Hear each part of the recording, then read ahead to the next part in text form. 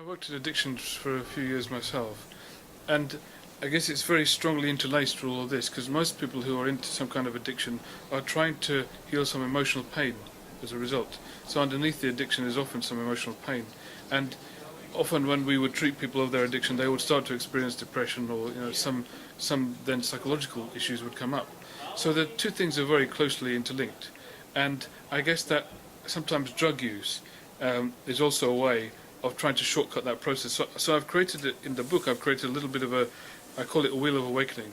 So if you imagine a wheel, and you imagine that there are two forces taking in opposite directions.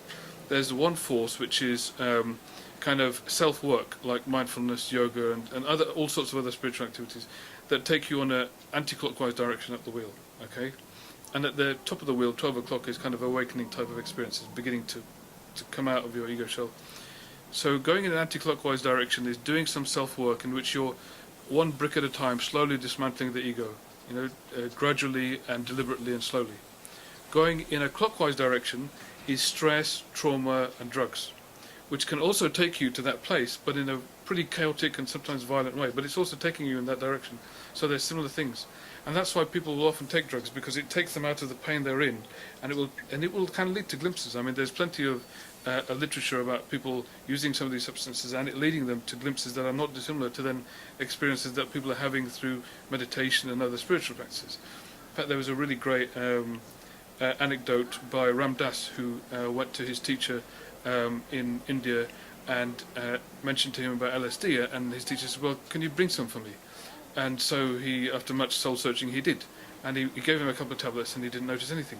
And he said, well, go back and get me some more. So he gave him a handful of tablets and he took them all, and he still didn't notice anything. And basically he was in that place where people go to by taking these tablets anyway. So essentially what he was, and what his teacher said to him, is that we've known about this stuff for generations here. What it is that it's like picking up the phone, and then as soon as you get a connection you put it back down again, because these are like quick shortcuts to those kind of places.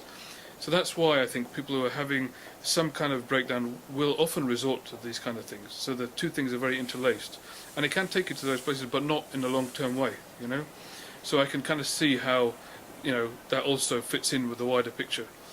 So yeah, and I do talk about that in the book, and that is part of the suffering that people experience, and it's part of the way that people try to make something of the experience. And it doesn't come from an altogether wrong place. It's an understanding that there's something here that I can chase. But there are other ways of chasing it that can be long-standing and more foundational and deep.